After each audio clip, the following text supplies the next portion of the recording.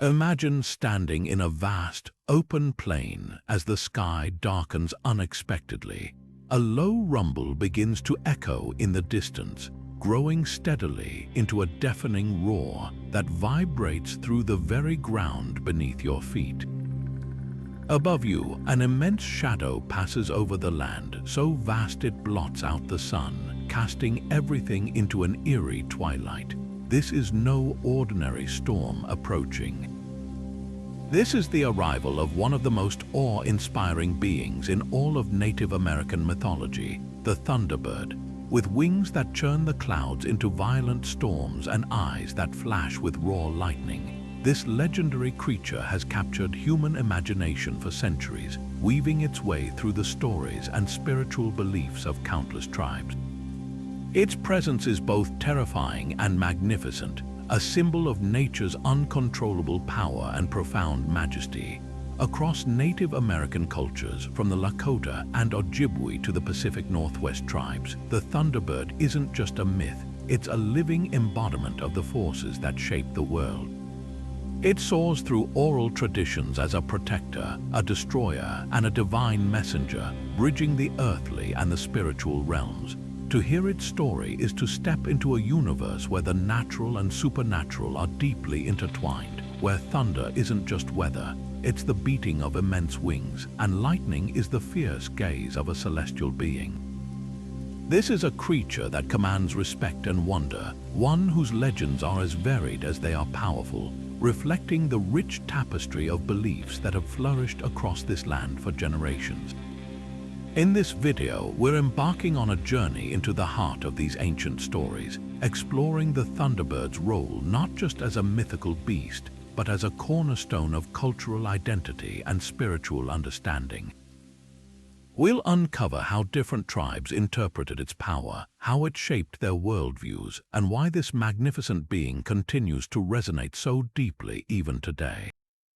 From tales of epic battles with watery serpents to its sacred place in ritual and art, the Thunderbird's legacy is a testament to humanity's enduring quest to make sense of the world's wonders and terrors. So settle in, open your mind, and let's dive into the legends of the Thunderbird, a journey into the storm where myth and meaning collide. To truly grasp the power of the Thunderbird, we must first understand its profound place in the cultures that revered it. This was never just a simple monster story. It was a fundamental part of a spiritual worldview, a way to explain the awesome and sometimes terrifying forces of nature.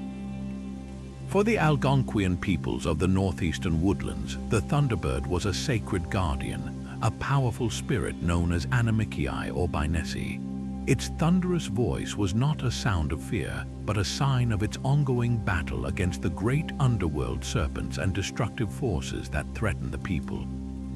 Each clap of thunder signaled the Thunderbird protecting the land, and the rains that followed were a blessing, ensuring the growth of crops and the continuation of life itself.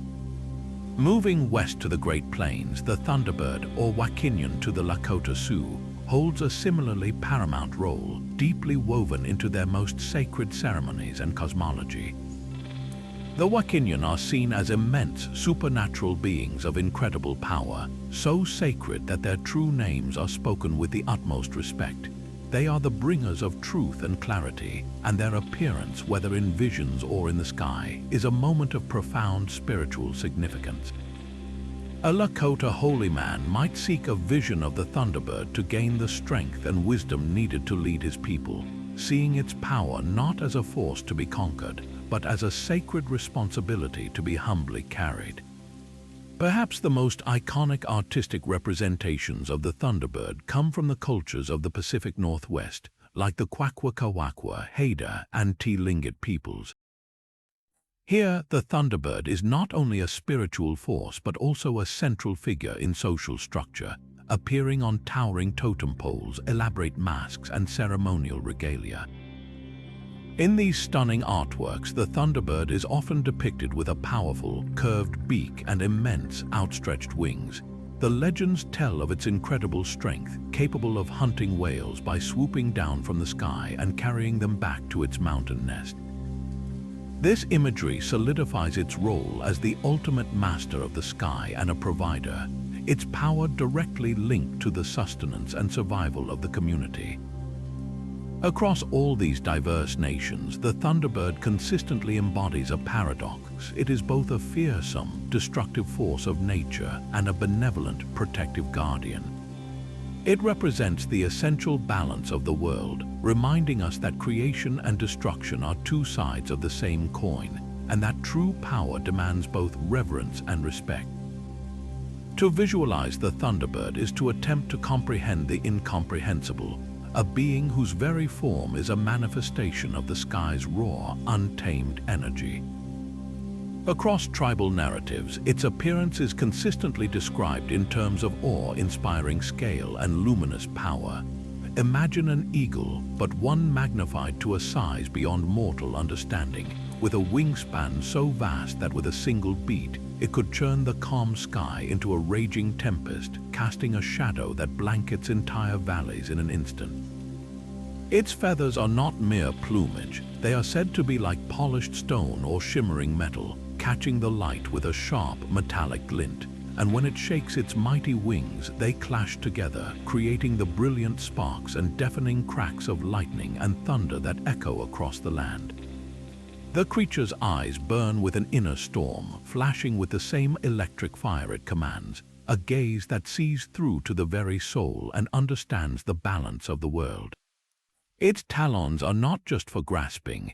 They are described as colossal hooks of iron or stone, powerful enough to snatch a great whale from the ocean depths or to seize monstrous serpents from the depths of lakes and rivers.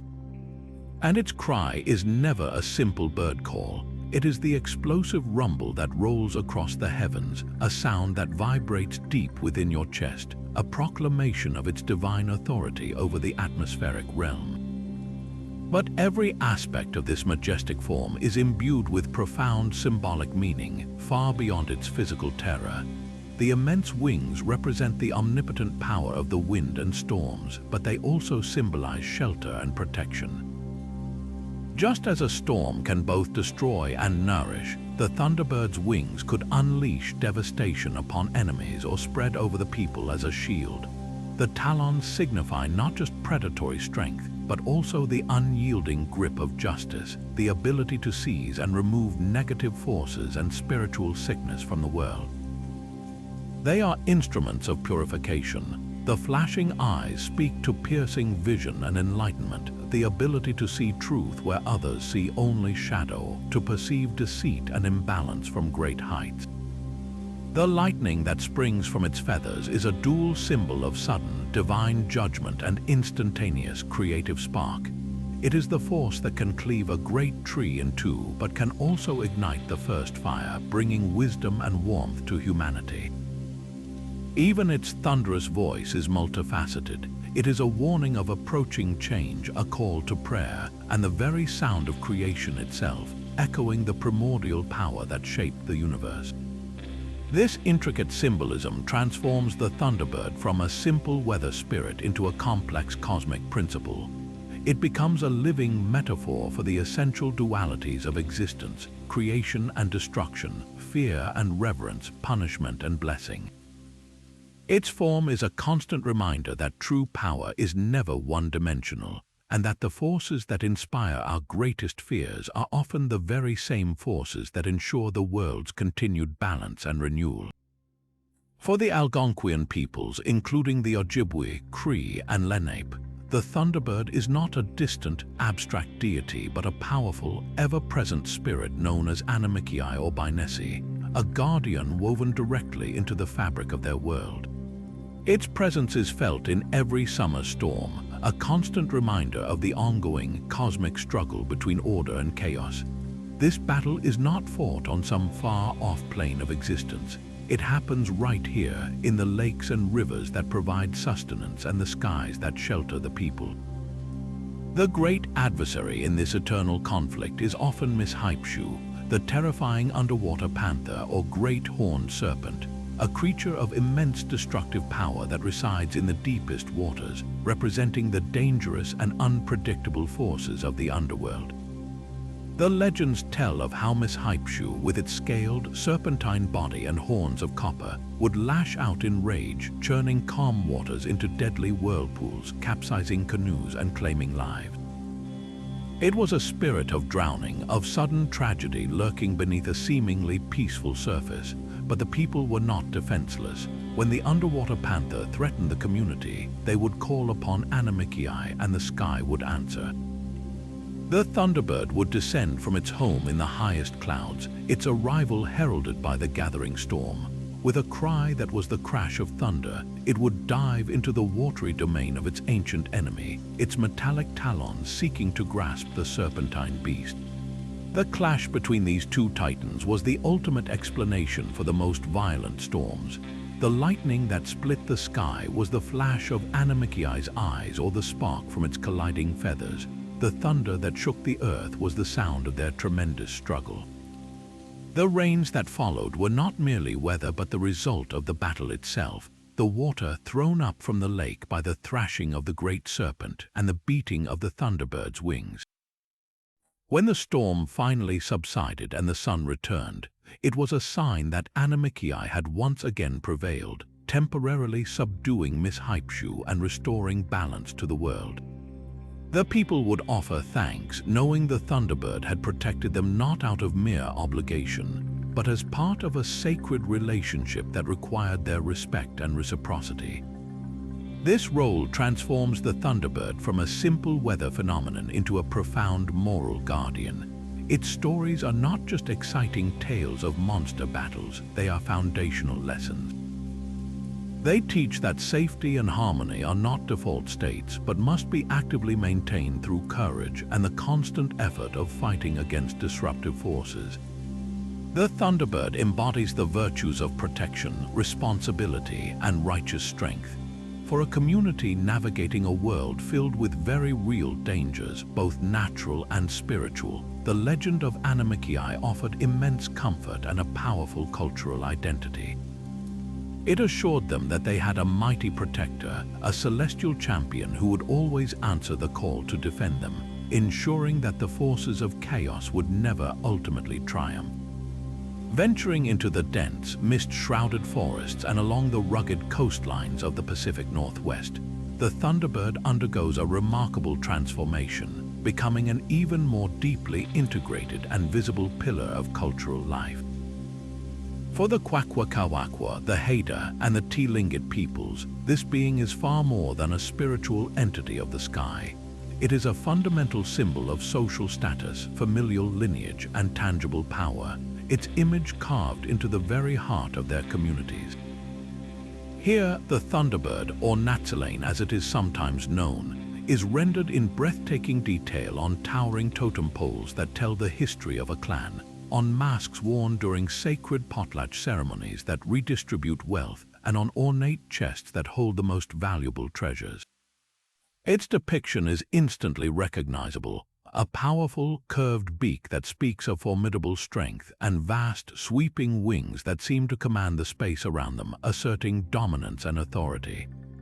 This artistic prominence is a direct reflection of the Thunderbird's perceived role as a master of both the sky and the sea, a duality that resonated profoundly with the maritime culture of these tribes.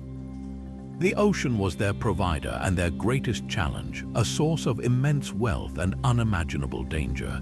In countless stories, the Thunderbird is portrayed as the ultimate hunter, possessing strength so immense it could plunge from the heavens into the Pacific waters to snatch a whale in its colossal talons, carrying the massive creature back to its mountain nest to feed its young. This incredible feat was not just a display of power, it was a potent symbol of providence. A successful whale hunt meant survival, oil, and bone for an entire village for a season, and the Thunderbird's association with this act elevated it to a divine provider, a being whose favor could mean the difference between abundance and famine. This relationship with the hunt is beautifully complex, illustrated in tales where the Thunderbird directly interacts with human whalers.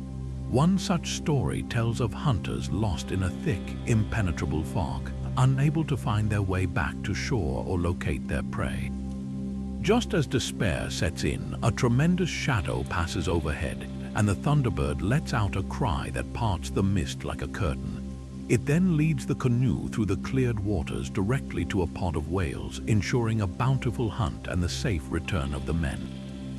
In this role, the Thunderbird acts as a guide and a benefactor, bestowing its fortune upon those it deems worthy. Yet its interactions are not always so benevolent. Other narratives serve as powerful cautionary tales, emphasizing the absolute necessity of respect. A hunter who boasts arrogantly of his skill or who fails to show proper gratitude after a kill might find his canoe suddenly caught in a squall summoned by the displeased spirit, the waves threatening to swallow him whole as a reminder of his place in the natural order. This duality reinforces the Thunderbird's role as a keeper of balance. It is a source of immense wealth and power, but that power must be approached with humility, reciprocity, and an understanding of one's responsibilities to the community and the spirit world. In the stratified social structures of the Pacific Northwest, where family crests and the right to display certain symbols were paramount, claiming the Thunderbird as a guardian ancestor was to claim a legacy of strength, nobility, and a sacred connection to the forces that governed life itself. Moving from the coastal forests to the sweeping expanse of the Great Plains, the Thunderbird's essence shifts into a form of pure, sacred power. For the Lakota, Dakota, and Nakota peoples, the Osti-Sakowin, or the Great Sioux Nation, this being is known as Wakinian, a name spoken with deep reverence. Here, the Thunderbird is less a physical creature in a story and more a profound manifestation of the sacred, a force so immense and holy that it is central to their spiritual understanding of the universe. The Wakinian are not merely bringers of weather, they are the very voice of the Great Spirit, communicating through the primal language of the storm.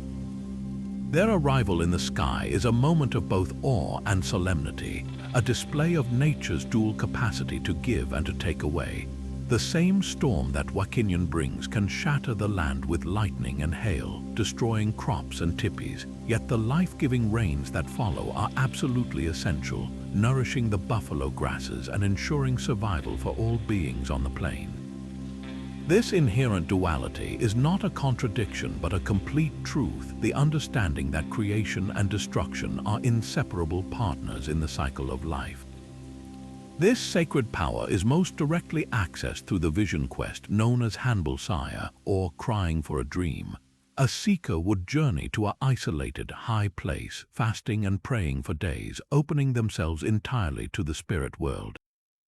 To be visited by Wakinian in such a vision was both a tremendous blessing and an immense responsibility. It was not a gentle encounter but a terrifying ordeal of spiritual clarity. The visionary might experience the chaos of the storm first and deafening thunder, blinding lightning, and howling winds, a trial by which Wakinian tested their courage, humility, and strength. Surviving this spiritual tempest meant the seeker was chosen, gifted with a portion of the Thunderbird's power to become a Heyoka, a sacred clown, or a leader for their people. The Heyoka is a unique and vital figure in Lakota society, one who embodies the Thunder being's contrary nature. They live their lives backwards, speaking in opposites, wearing heavy clothes in summer and little in winter, using humor and absurdity to challenge social norms and reveal deeper truths. By mirroring the disruptive, unpredictable power of the storm, the Heyoka teaches the people humility, resilience, and the importance of seeing the world from a completely different perspective. Narratives further illustrate Wakinian's role as a direct messenger and a tester of heroes. One widespread story tells of a great drought that threatened the people and the buffalo herds. A young, humble warrior, recognizing the suffering of his community, courageously volunteers to seek out the source of the problem. His journey leads him to a mystical cave, the home of the Thunderbirds, where he must demonstrate not physical strength but profound respect and spiritual fortitude. He presents offerings of the finest tobacco and speaks from his heart, explaining the plight of his people. Moved by his sincerity and selflessness, the Wakinian do not simply send rain, they impart sacred knowledge, teaching him the songs and ceremonies needed to call the life-giving storms. They entrust him with this power on the condition that it always be used for the good of the community, never for personal gain. This story underscores a core principle: interaction with the Wakinian is a transaction of respect. They respond to humility and genuine need, but they also punish arrogance and broken promises. A leader who forgets this sacred duty and acts selfishly may find that the very storms he called upon to nourish his people instead turn against him, revealing the Thunderbird's fierce aspect as an enforcer of natural and spiritual law. In the vastness of the plains where the sky dominates the horizon, the Wakinian remain ever-present mediators between the people and the divine, embodying the terrifying beauty and absolute power of the world itself. This profound duality, where the same being brings both life-giving rain and devastating storms, places the Thunderbird at the very heart of an indigenous understanding of the world's essential balance. It is not a chaotic force of random violence, but a divine embodiment of nature's necessary cycles, teaching that creation and destruction are not opposites, but partners in a continuous sacred dance. For many tribes, the Thunderbird was the great intermediary that governed this delicate equilibrium, a reminder that from endings come new beginnings, and that the world's vitality depends on this constant, sometimes fierce, process of renewal. Among the agricultural peoples of the Southwest, such as the Pueblo communities, the Thunderbird's creative aspect was paramount. After the long, dry months, the arrival of the summer monsoon was a time of celebration and profound relief. The dark clouds gathering on the horizon, the distant rumble of thunder, these were not signs of an impending threat, but the welcome approach of a celestial benefactor. The rains it brought were a direct blessing, soaking the parched earth, filling the irrigation canals, and causing the precious corn, beans, and squash to surge with life. In this context, the Thunderbird was a provider, a vital participant in the community's survival. Ceremonial dances and prayers were offered to honor it and to encourage its return, acknowledging its role in the cycle of growth and harvest. The lightning that flickered within the clouds was seen not as a destructive tool, but as a spiritual spark, a flash of divine energy that purified the air and energized the soil, preparing it to receive the rain. Yet, this same life-giving power could swiftly reveal its other face. If the people acted out of harmony, if they showed disrespect to the natural world or neglected their ceremonial duties, the Thunderbird storms could transform into instruments of correction. The gentle rain could become a torrential downpour that washed away topsoil and flattened young crops. The lightning could strike a field, igniting a fire, or a revered tree, delivering a stark message. This was not viewed as a punishment from an angry god, but as a natural consequence of imbalance. The Thunderbird, in its destructive mode, was acting as a restorer of order, cleansing the land of spiritual pollution and reminding the people of their responsibilities. It taught that the environment was not a resource to be exploited, but a relative to be respected, and that taking without giving thanks would inevitably disrupt the delicate agreements that sustained life. This lesson in reciprocity is echoed in the oral traditions of the Plains tribes. A powerful Lakota teaching story describes a time when the people, suffering from a prolonged drought, sent a spiritual emissary to plead with the Wakinian. The messenger was instructed to offer the most sincere prayers and the most valuable tobacco, demonstrating pure intention and deep respect. The Thunderbirds, recognizing this humility, answered the call, sending a storm that revived the land. However, the story often continues with a cautionary epilogue. A few seasons later, when the rains were plentiful, a young leader grew arrogant. He began to believe the power to call the storm was his alone, a personal trophy rather than a sacred trust granted by the spirits. The next time he performed the ceremony, he did so with pride, not prayer. The Wakinian responded not with gentle rain, but with a hailstorm of such ferocity that it tore through the village, a violent reminder that the power of creation is inextricably linked to the potential for destruction, and that respect is the only key that unlocks the former while averting the latter. Through these stories and beliefs, indigenous philosophies impart a timeless wisdom about the cycles of life and death. The Thunderbird, in its majestic totality, is a living symbol that death is not an end, but a transformation that makes way for new life. A forest fire sparked by lightning clears old growth, allowing sunlight to reach the forest floor and encouraging a new generation of plants to thrive. A fierce storm prunes weak branches, strengthening the trees that remain. This is the grand, sometimes unsettling, balance of nature, a system that requires both the gentle shower and the violent gale to function. The Thunderbird's enduring legacy is this profound lesson in perception. To fear the storm is natural, but to understand its role in the greater circle of existence is to achieve a deeper harmony.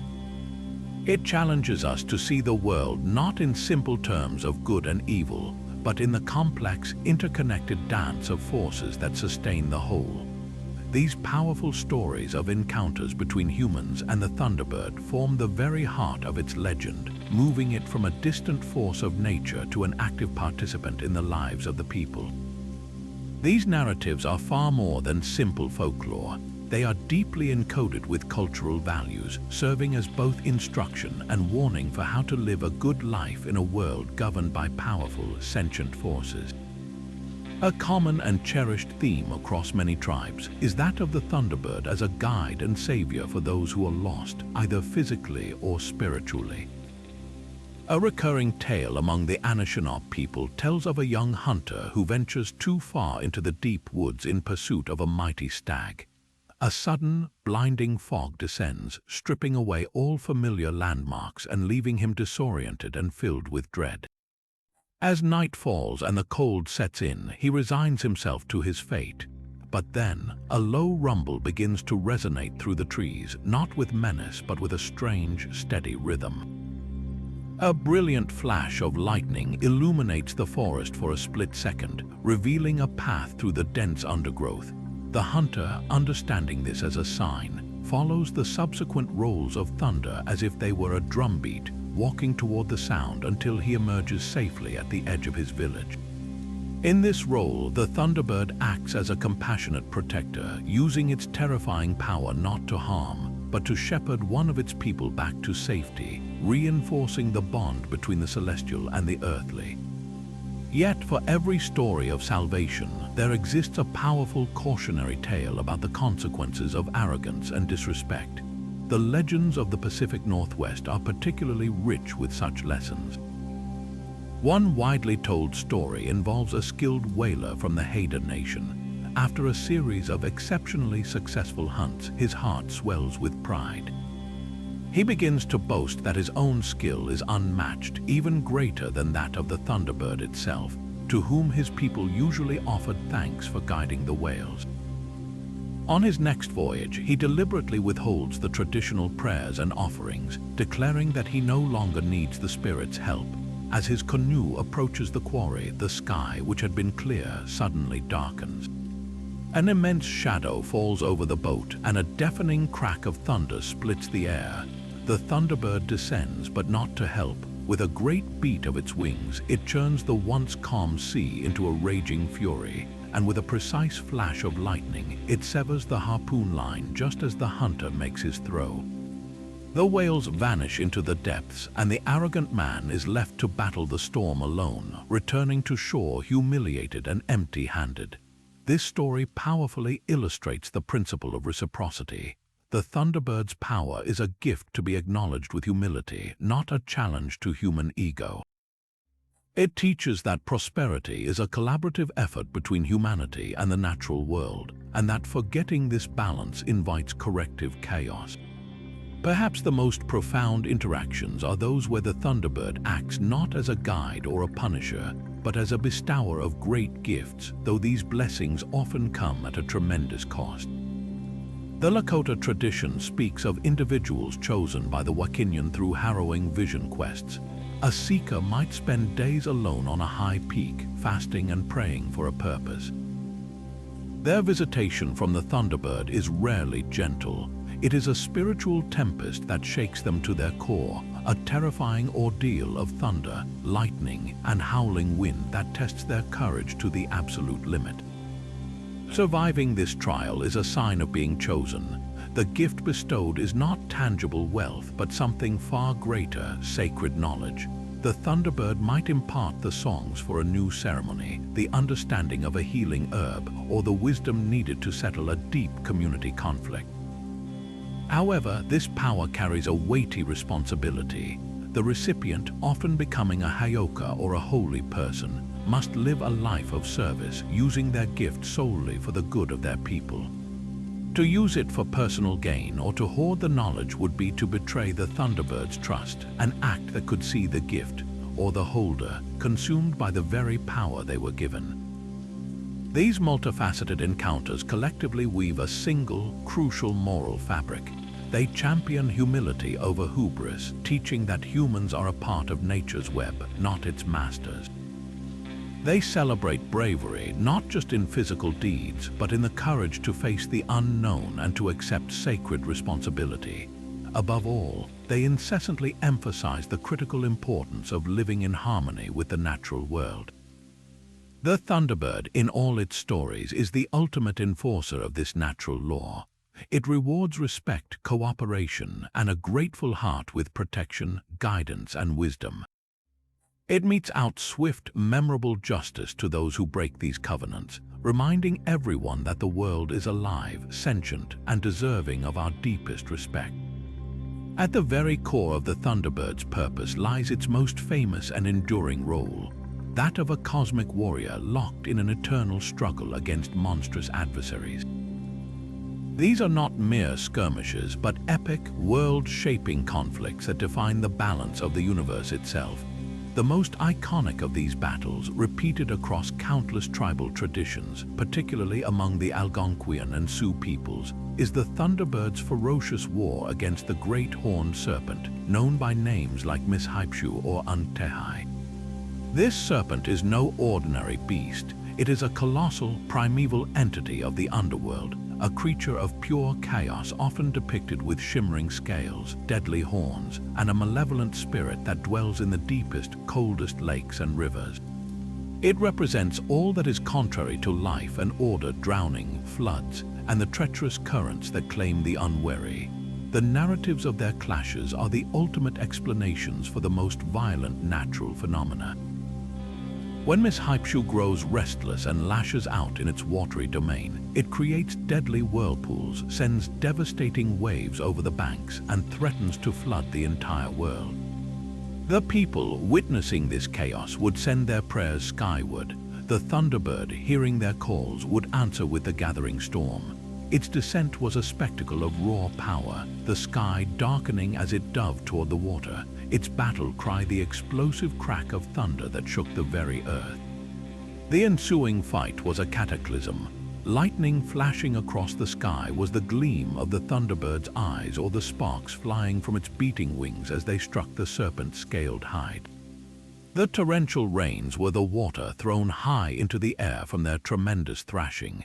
The people understood that they were witnessing a divine intervention, a celestial protector risking itself to subdue the chaos that threatened their existence.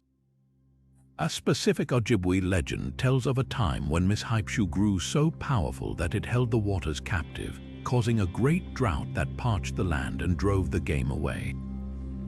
The people were starving and desperate. The Thunderbird, seeing their suffering, engaged the serpent in a battle that lasted for days.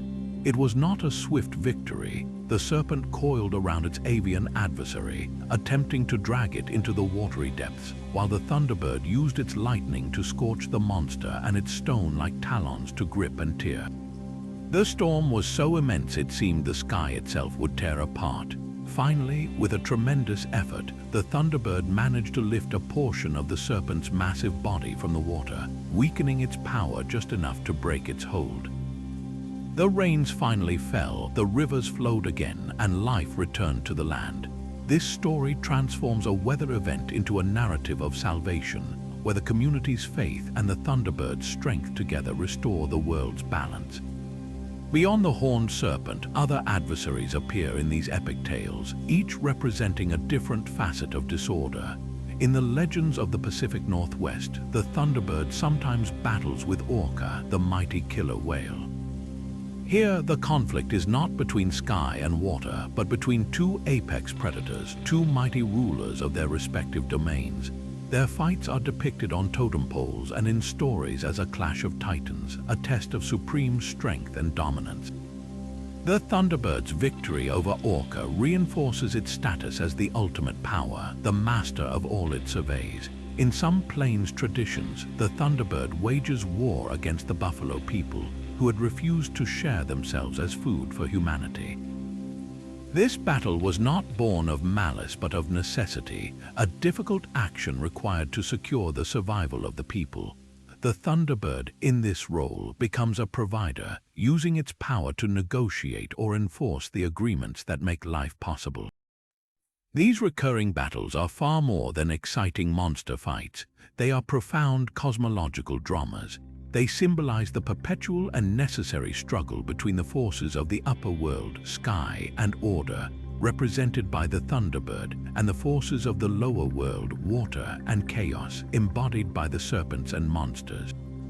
This is not a simple allegory of good versus evil in a Western sense. Instead, it reflects an understanding that both forces are essential parts of a whole. Chaos is not something to be permanently eradicated, but a power that must be continually managed and held in check.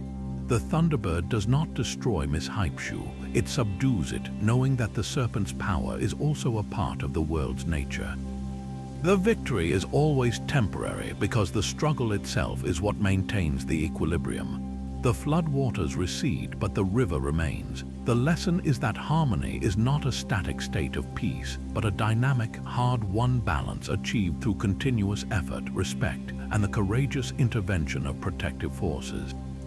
The Thunderbird's battles teach that safety and order are not default conditions, but are earned through an ongoing cosmic contest, a truth echoed in the very real challenges of survival and the human responsibility to live in a way that honors that eternal struggle.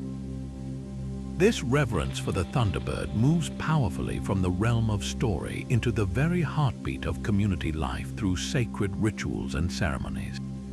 It is in these practiced traditions that the people actively maintain their relationship with this great spirit, calling upon its power for protection, healing, and the continued balance of the world. The connection is not passive, it is a dynamic exchange of energy and respect, facilitated through specific symbols, sounds, and movements designed to bridge the human and the divine. Across many nations, the drum holds a place of supreme importance in these ceremonies, its deep, resonant beat considered the very voice of the Thunderbird itself. As the drummers begin a steady, rhythmic pulse, it is meant to mimic the powerful beating of those immense wings high above, creating a sonic vibration that calls the spirit near and aligns the hearts of the people with the rhythm of the storm. Feathers, particularly those from eagles and hawks, are treated with the utmost sanctity as direct physical representations of the Thunderbird's power and presence. They are not merely decorative items but are considered living, sacred objects, channels for prayer and conduits for spiritual energy. In healing ceremonies, a medicine person might use a fan of these feathers to cleanse a person's energy, brushing away spiritual sickness with the same purifying force that the Thunderbird uses to clear the air with its wings. During prayers for rain, feathers might be offered to the four directions, a humble request sent skyward to the one who commands the storms. The careful, respectful way these feathers are handled, stored, and employed underscores a profound understanding. To hold a feather is to hold a piece of a covenant, a tangible reminder of the connection between the sky world and the people below. Perhaps the most direct invocation of this power occurs in the ceremonies specifically dedicated to calling the rain, a practice vital to agricultural and plains tribes alike. The rain dance is far more than a simple plea for water. It is a powerful, coordinated ritual of summoning and reciprocity. Dancers, often adorned with symbols of lightning and clouds, move in circular patterns that mimic the swirling winds of an approaching storm, their steps a prayer made physical. The rhythm of the drums intensifies, the voices of the singers rise in potent chants, and the energy of the entire gathering focuses on a single purpose: to demonstrate their need and their respect, and to invite the Thunderbird to bless them with its life-giving waters. This is not an attempt to control the spirit, but to harmonize with it, to show through movement and music that the people are ready to receive the gift of rain and will honor it when it arrives. The Thunderbird's role extends into rites of passage and healing, where its attributes of strength, clarity, and purification are called upon. A young person entering adulthood might receive a feather to carry, a symbol of the courage and vision they will need to navigate life's challenges. In a healing circle, the story of the Thunderbird's battle with the great serpent might be recounted, not just as a myth, but as an active narrative to help a person visualize their own internal struggle against illness or negative energy, with the Thunderbird's power invoked to help them achieve victory and restore their own personal balance.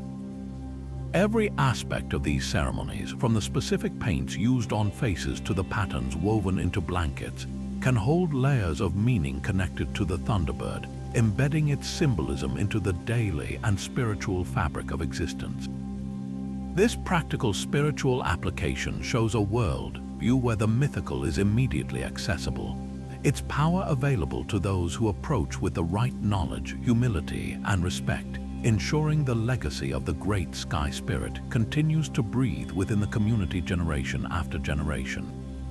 Beyond the spoken word and the sacred ceremony, the legacy of the Thunderbird is etched into the very soul of Native America through its breathtaking artistic expressions. These are not mere decorations, they are a visual language, a powerful form of storytelling and cultural preservation that has carried the myths across countless generations. Each region, with its distinct materials and styles, captures a different facet of the Great Spirit's essence, transforming wood, stone, and bead into a permanent testament to its power. In the dense, cedar-rich forests of the Pacific Northwest, the Thunderbird finds its most iconic and monumental form. Here, master carvers from nations like the Haida, Tlingit, and Kwakwaka'wakw transform entire old-growth cedar trees into towering totem poles. The Thunderbird is almost always placed at the very top, a position of supreme honor that signifies its dominion over the sky and its role as the foremost protector. Its image is unmistakable, a powerful, curved beak that seems ready to snap shut, and immense stylized wings stretched wide as if to embrace the entire village below. The use of formline design a sophisticated system of bold, flowing lines that swell and taper, creates a sense of immense energy and movement even in the static wood. Traditional colors derived from natural pigments like charcoal black, ochre red, and seafoam blue-green are not chosen at random. Each holds meaning, with red often symbolizing power and black representing the supernatural realm. These totem poles are far more than sculptures. They are heraldic crests declaring the history, lineage, and rights of a family or clan. A pole might tell the story of a distant ancestor's encounter with the Thunderbird, a foundational event that granted the family the privilege to display its image. By carving this story into a pole that stands in the heart of the community, the people ensure that the narrative is never forgotten. It becomes a public archive, a teaching tool for the young, and a constant reminder of the sacred pact between the people and their celestial guardian. Similarly, the magnificent transformation masks used in potlatch ceremonies bring the myth to life in a dynamic, breathtaking performance. A dancer might begin with the mask closed, depicting a human face or a more earthly animal. As the drums beat and the song swells, the dancer pulls hidden strings and the mask unfolds, splitting open to reveal the magnificent, awe-inspiring face of the Thunderbird within. This dramatic revelation is a moment of pure magic, physically manifesting the spirit's arrival and making the supernatural tangibly present for the entire community to witness. Venturing into the arid landscapes of the American Southwest, we find a much older, more elemental record of the Thunderbird's presence. Scratched into the dark, desert-varnished surfaces of canyon walls are ancient petroglyphs, some dating back thousands of years. Here, the depiction is often simpler but no less potent. Artists used stone tools to carve a distinctive, cross-like symbol, a shape that suggests a bird in flight with its wings outstretched and its head centered. These enduring images, baked into the rock by the relentless sun, are believed to be prayers or markers of sacred sites. For the Pueblo and other southwestern agricultural peoples, a petroglyph of the Thunderbird near a dry riverbed was a powerful invocation, a permanent request carved into the land itself for the life-giving rains the spirit controlled. It served as a spiritual beacon, a point of contact between the earthly and the celestial realms.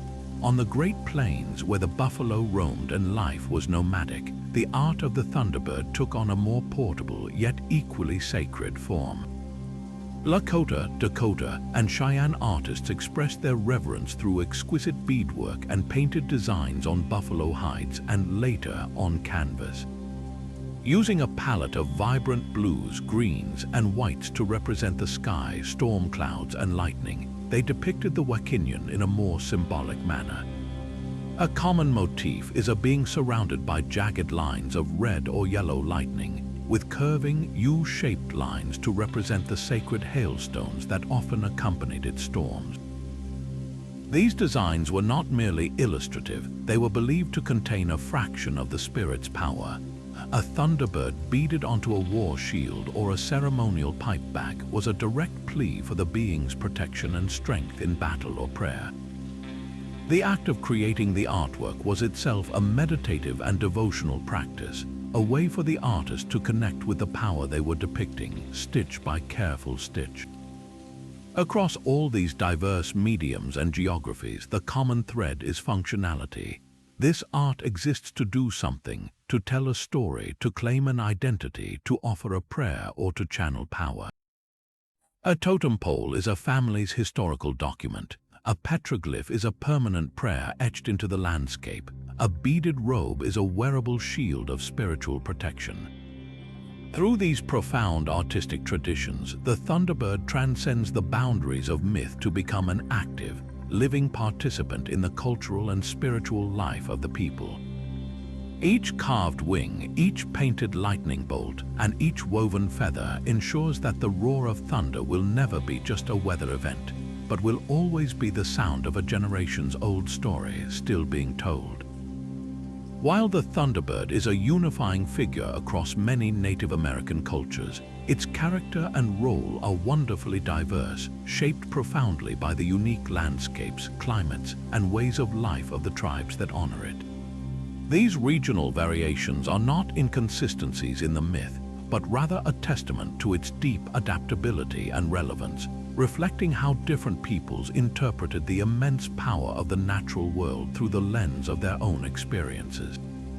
By comparing these interpretations, we see a magnificent tapestry of belief, where the same celestial being takes on distinct personalities to meet the specific spiritual and practical needs of each community. For the coastal tribes of the Pacific Northwest, whose lives were intimately tied to the ocean's bounty and peril, the Thunderbird is often portrayed as a more aggressive, formidable hunter and a direct provider. In this rich maritime environment, the greatest symbol of abundance was the whale. Consequently, the Kwakwaka'wakwa and Haida legends frequently describe the Thunderbird's incredible strength in physical, almost visceral terms, emphasizing its role as the ultimate predator. Stories tell of it spotting a whale from its mountain eyrie, diving with terrifying speed to strike the water with the force of a thunderclap, and using its massive, stone-like talons to seize the leviathan and carry it back to feed its young. This depiction is one of raw, awe-inspiring power. Its behavior can be fierce and dominant, reflecting the very real dangers and immense rewards of the Pacific Ocean. A tribesperson looking at a thunderstorm over the water might see not just a weather event, but a divine hunt happening in the skies above. a reminder of the power that could either grant them a season of plenty or unleash a terrible squall. Conversely, for the agricultural Pueblo peoples of the arid Southwest, the Thunderbird's demeanor shifts dramatically toward the benevolent and life-giving. In a land where the sun beats down relentlessly and survival depends on the arrival of the summer monsoon rains, the destructive aspect of the storm is secondary to its creative, nurturing power. Here, the Thunderbird is viewed less as a fierce hunter and more as a compassionate benefactor. Its arrival in the sky is a moment of celebration, not trepidation. The rumble of its wings is a welcome promise, and the lightning it brings is seen not as a weapon, but as a spiritual spark that purifies the air and energizes the parched soil, preparing it to receive the rain. The primary role of the southwestern Thunderbird is that of a provider of water, a sacred ally in the constant struggle against drought. Its behavior is generally more predictable and kindly, responding to prayers and ceremonies with the gift of life-sustaining rain, though it can still withhold this gift if the people fall out of balance, showing its role as a moral force as well. The forest-dwelling Algonquian tribes of the Northeast, such as the Ojibwe and Cree, present a Thunderbird that is primarily a protective guardian and a cosmic warrior. Their environment of dense woodlands and countless lakes place them in close proximity to the domain of their great adversary, the underwater panther Sioux. This geographical context casts the Thunderbird, or Anamikii, in a constant state of vigilant defense. Its behavior is reactive and heroic. It is summoned by the people's prayers when the serpent threatens to flood the world or capsize canoes. Its battles are epic and tumultuous, explaining the violent thunderstorms that rake across the Great Lakes region. This Thunderbird is neither solely aggressive nor purely benevolent. It is a righteous force whose fierce nature is channeled specifically against the agents of chaos to protect the people and maintain the world's equilibrium. Its power is a shield, and its appearance is a sign that a protective battle is being waged on behalf of humanity. On the vast, open plains of the Lakota Sioux, where the sky dominates the horizon in all directions, the Thunderbird evolves into its most abstract and sacred form, the Wakinian. The environmental factor here is the sheer, overwhelming scale of the sky itself, which inspires a sense of profound reverence rather than a narrative of physical conflict. The Wakinian are not depicted with the same zoomorphic detail as the coastal Thunderbird. They are more akin to powerful, supernatural forces whose true form is beyond human comprehension. Their role is less about hunting or battling serpents, and more about serving as divine messengers and tests of spiritual strength. A storm on the plains is a humbling, all-encompassing event, and encountering the Wakinian in a vision quest is a terrifying ordeal that forges holy men and Hayokas. This interpretation emphasizes the Thunderbird's philosophical and spiritual dimensions, representing the dualities of life and death, creation and destruction on a grand cosmic scale. The geography of the open expanse fosters a theology where the Thunderbird is the voice of the sacred itself, a power to be understood and integrated spiritually rather than a creature to be depicted in physical combat. These fascinating differences in behavior and role, from the whale hunter of the coast to the rain bringer of the desert, the serpent fighter of the lakes, and the vision giver of the plains, beautifully illustrate how mythology is a living dialogue between a culture and its environment.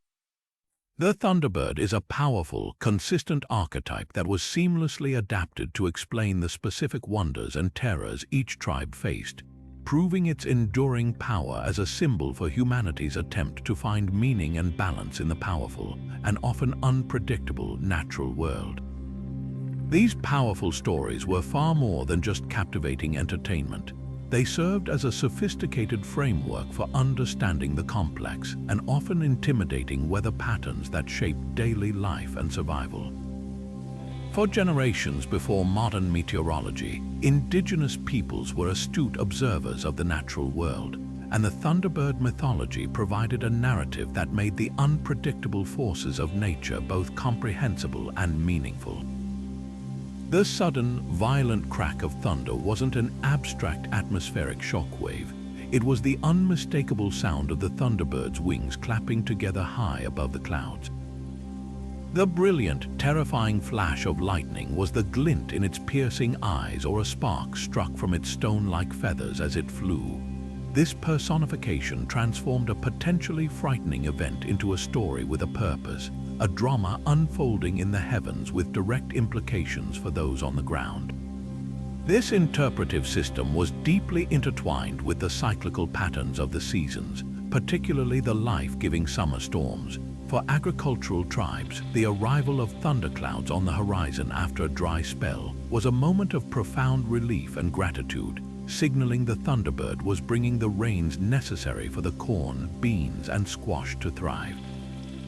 The storms were seen not as random acts of nature, but as a deliberate response, a delivery of precious water that sustained the entire community. Conversely, a lack of storms could indicate a need for introspection and ceremony, a sign that perhaps the people had fallen out of balance and needed to renew their respect through prayer and offering to call the Thunderbird back. The mythology provided a cause and effect relationship with the climate, encouraging a proactive and respectful relationship with the environment. Perhaps one of the most fascinating aspects of this ancient wisdom is how it often aligned with acute empirical observation, creating a blend of spiritual narrative and practical knowledge. Many tribes noted the correlation between the arrival and departure of certain bird species and seasonal shifts in the weather. The migratory patterns of geese, cranes, and eagles often heralded the coming of colder temperatures or the warming of spring. Because these birds were seen as lesser relatives or messengers of the great Thunderbird, their movements were interpreted as part of its grand design. Observing flocks flying south was not just noting a biological event. It was receiving a warning from the sky world that the Thunderbird's powerful storms would soon be replaced by the quiet challenges of winter.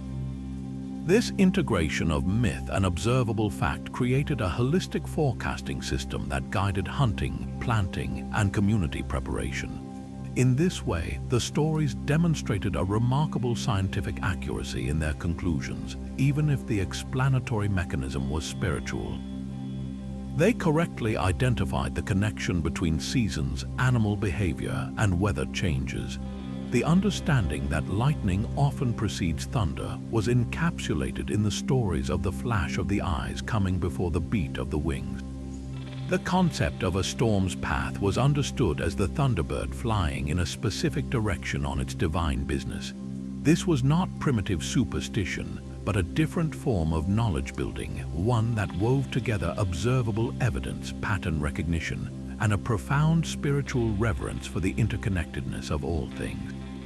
The Thunderbird mythos was a comprehensive cosmological model that successfully explained the world's workings, provided ethical guidance on how to live within it, and offered a sense of agency and understanding in the face of nature's immense and untamable power.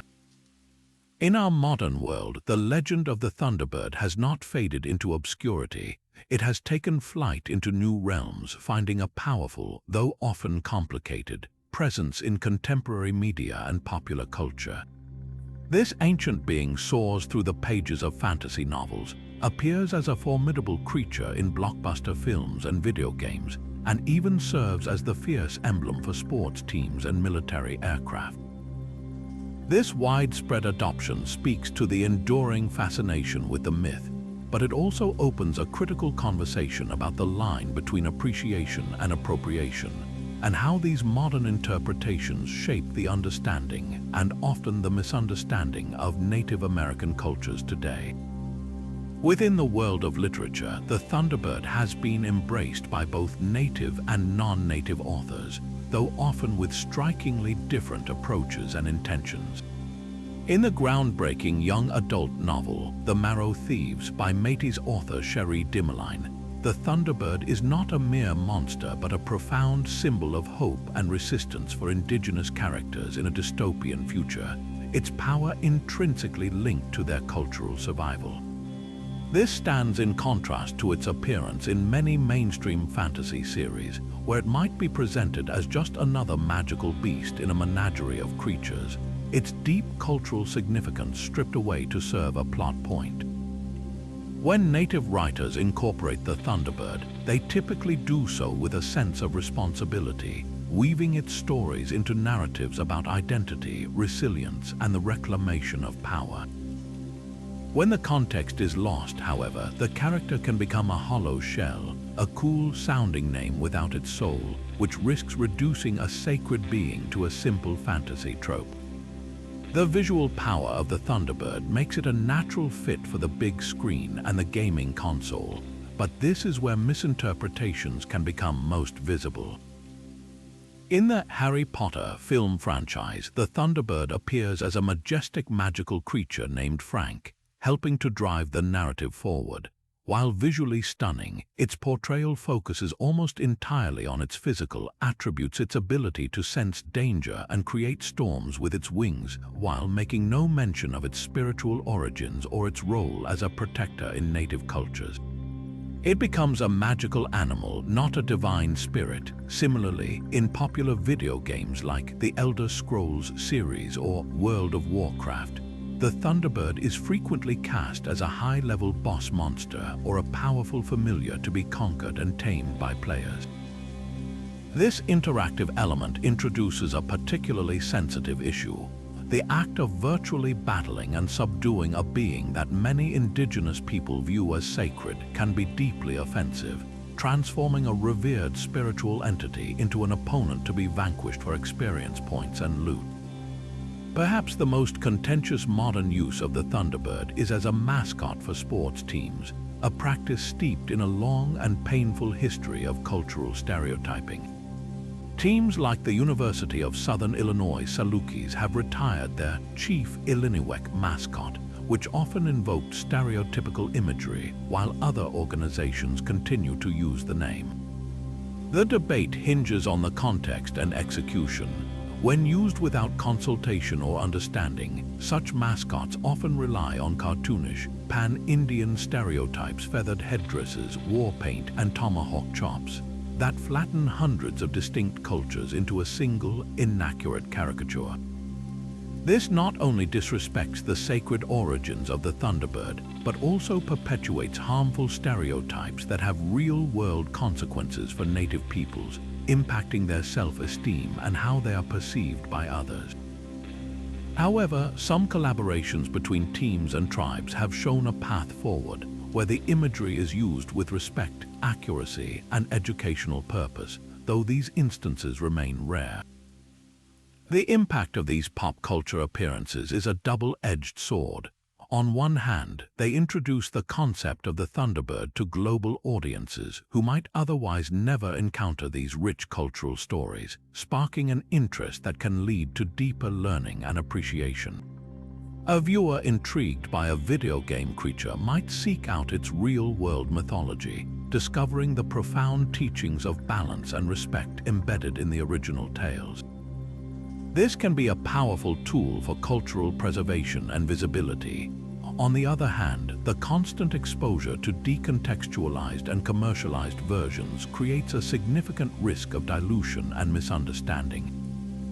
When the dominant image of the Thunderbird is a monster to be fought or a logo on a helmet, its true meaning as a sacred guardian, a moral force, and a cornerstone of spiritual identity can be utterly erased, replaced by a shallow and often incorrect pop culture footnote.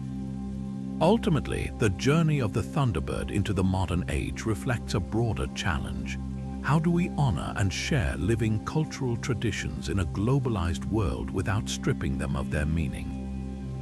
The key lies in moving beyond simple appropriation, taking the imagery without the context, and toward genuine appreciation, which involves listening to native voices, understanding the stories behind the symbol, and acknowledging the deep, ongoing significance these beings hold for the cultures that created them.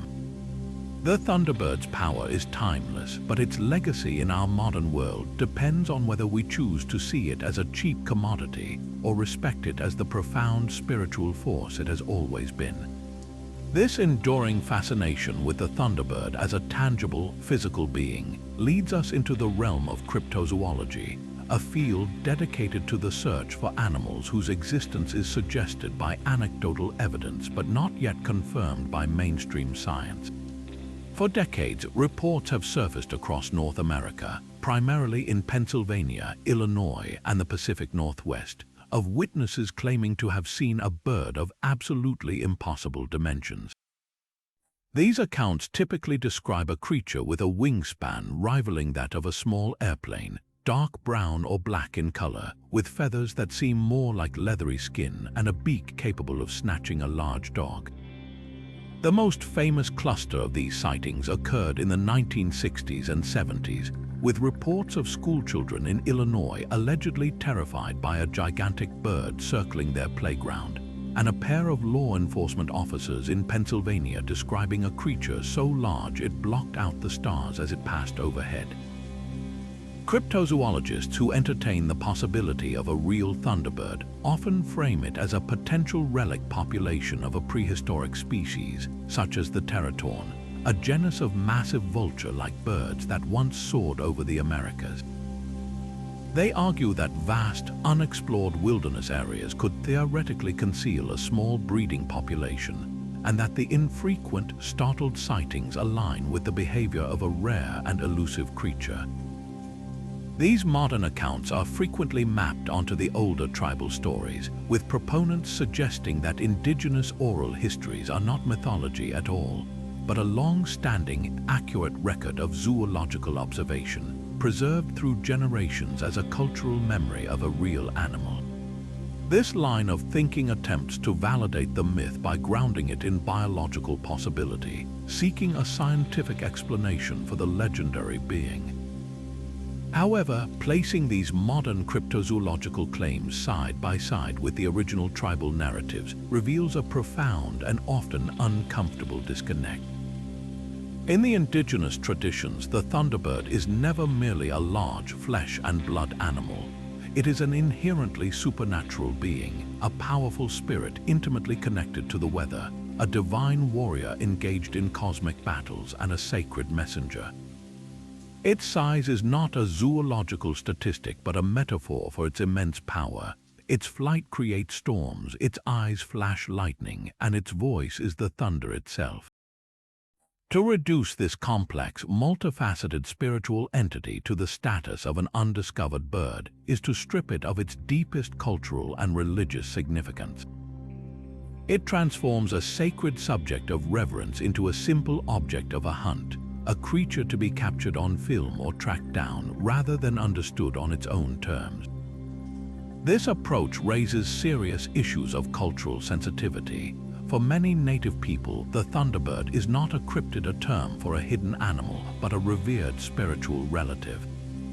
Treating it as a creature to be discovered and classified by outsiders can feel like a profound disrespect, a continuation of a colonial mindset that seeks to take, define, and explain indigenous knowledge without permission or understanding.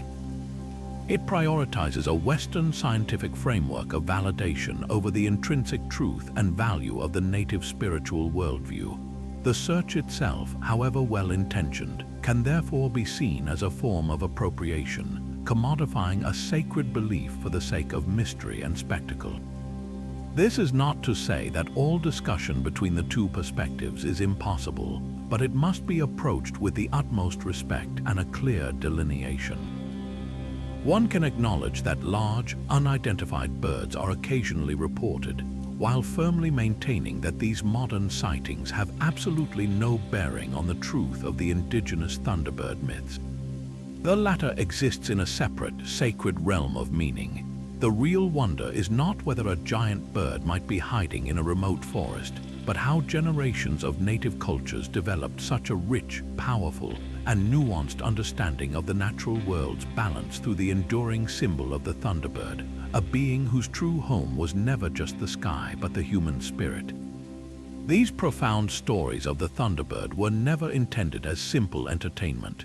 They were the very bedrock of a moral and spiritual education, a dynamic curriculum passed down through generations to instill essential values and guide ethical behavior.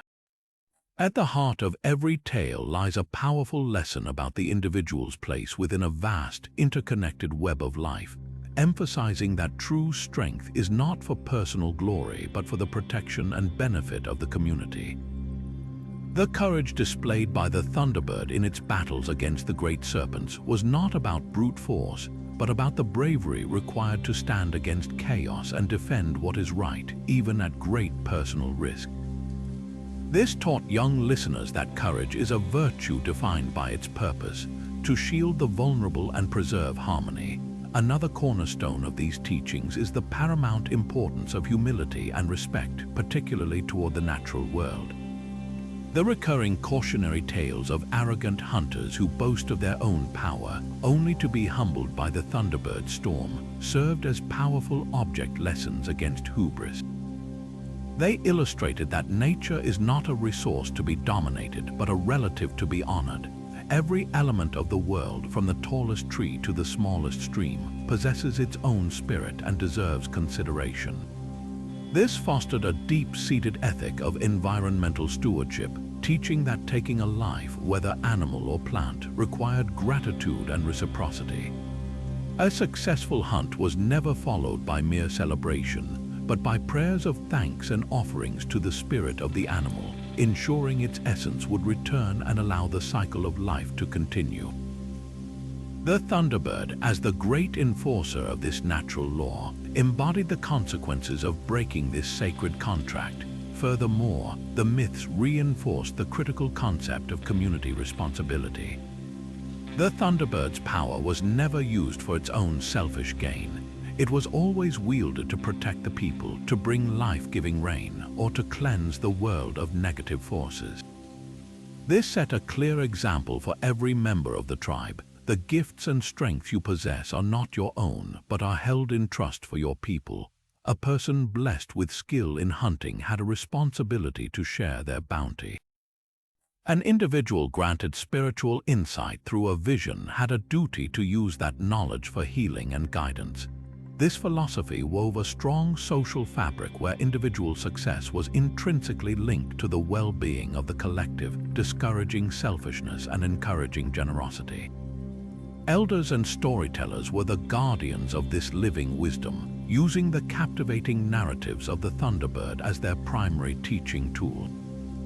During long winter nights or around communal fires, they would recount these stories, not just describing events but drawing out their deeper meanings through pointed questions and discussions. They might ask the children, why did the hunter lose his way after he boasted? Or, what should the people have done when the rains did not come? This interactive method encouraged critical thinking and ensured the lessons were internalized, not just memorized. The stories became a moral compass, providing a framework for navigating complex social and ethical dilemmas. By illustrating the tangible, often dramatic, consequences of both good and bad behavior within the safe container of a myth, they gave the younger generation a clear understanding of the values that would allow them to become respected, responsible members of their community, forever mindful of the powerful forces both in the sky and within themselves that governed a good and balanced life. Beyond its role in myth and weather, the Thunderbird served as a direct conduit to the divine, a spiritual presence accessible to those who sought wisdom through profound personal transformation. The Vision Quest, a sacred rite of passage undertaken across many tribes, was the primary method for establishing this connection, a solitary journey into the wilderness where an individual would fast, pray, and open themselves entirely to the spirit world.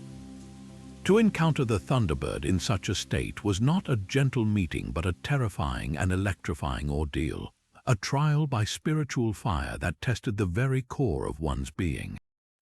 The seeker might experience the vision as a sudden, violent storm, deafening thunder that shook the earth, blinding flashes of lightning that revealed hidden truths, and howling winds that stripped away all ego and pretense.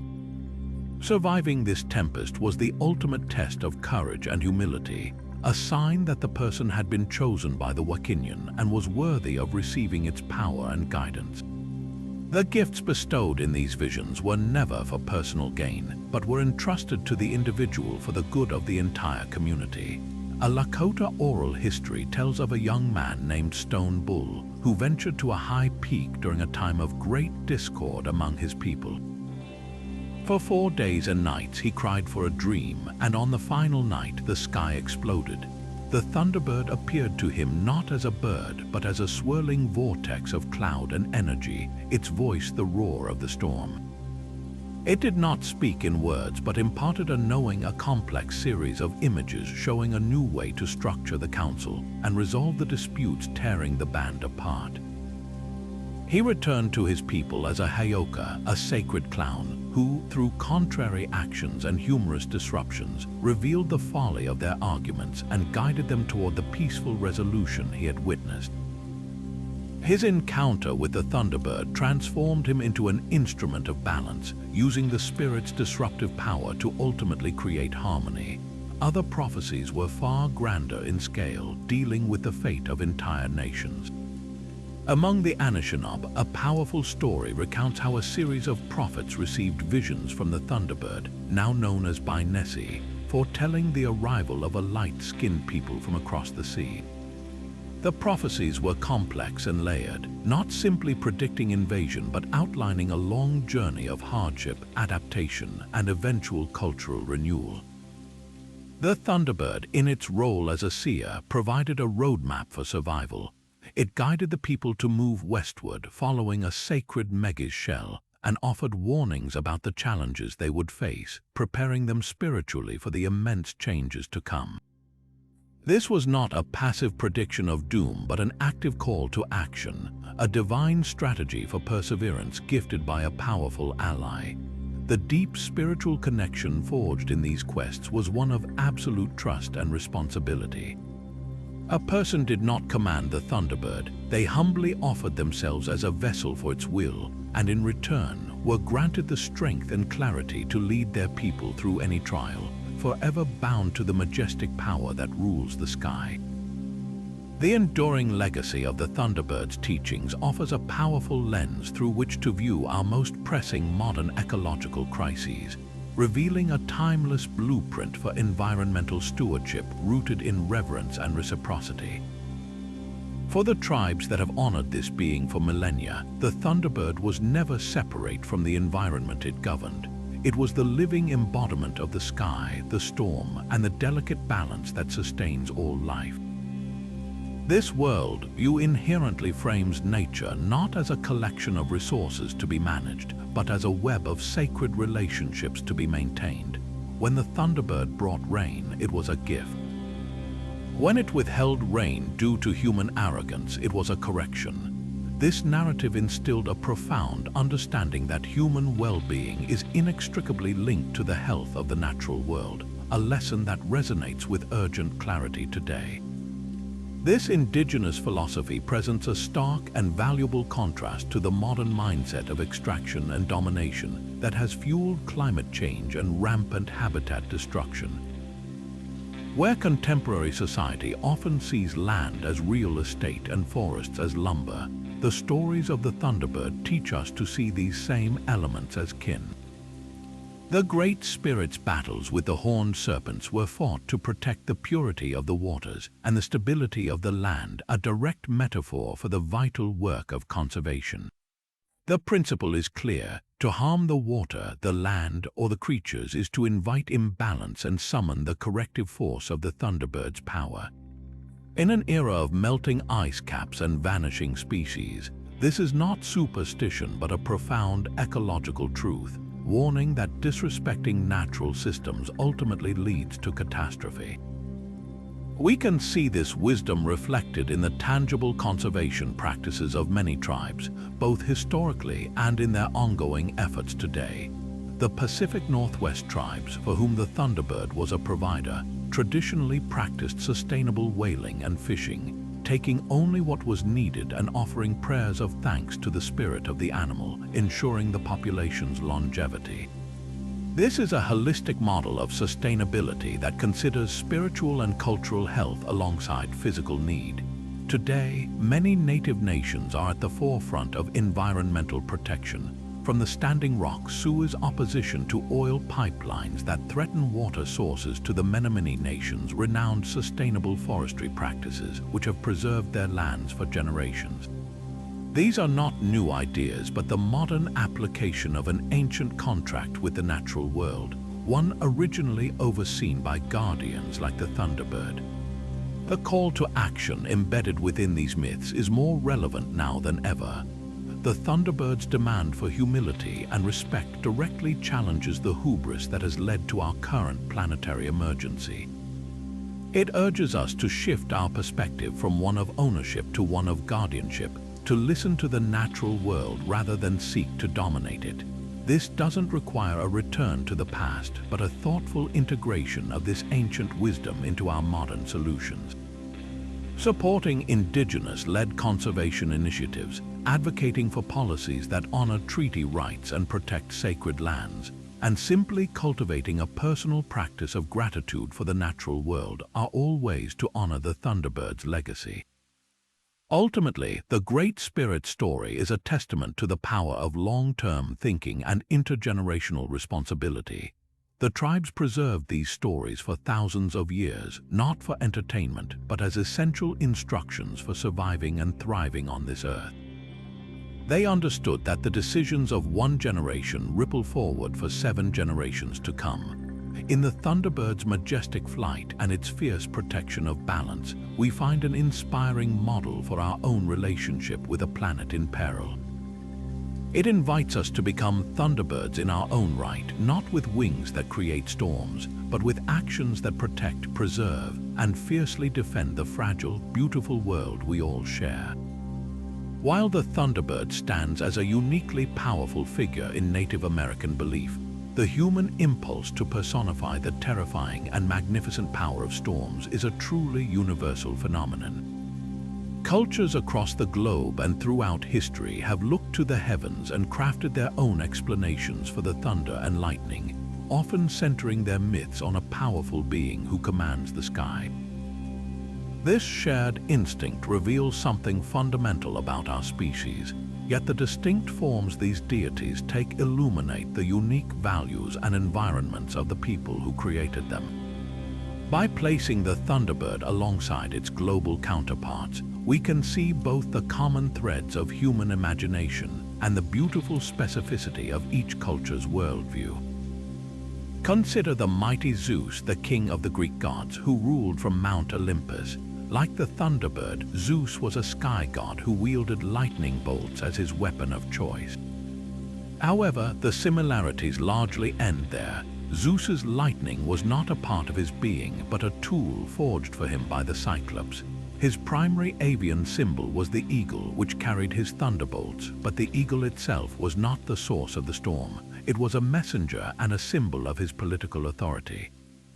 The Greek narrative focuses on a pantheon of gods with very human emotions, petty jealousies, romantic entanglements, and struggles for power. A thunderstorm might be the result of Zeus's wrath toward a mortal who displeased him or a rival god who challenged his rule.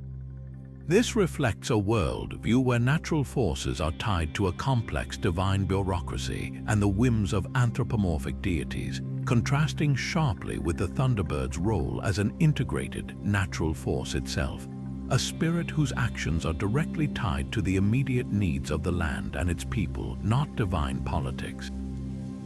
To the north, the Norse god Thor presents another fascinating parallel. This red-bearded warrior rode across the sky in a chariot pulled by 2 magical goats, Tangrisnir and Tangjoster, and the rumble of thunder was said to be the sound of his chariot wheels. He too wielded a lightning weapon, his mighty hammer Mjolnir, which would return to his hand after being thrown. Thor was a protector god, much like the Thunderbird, defending both humanity and the gods themselves from the destructive giants.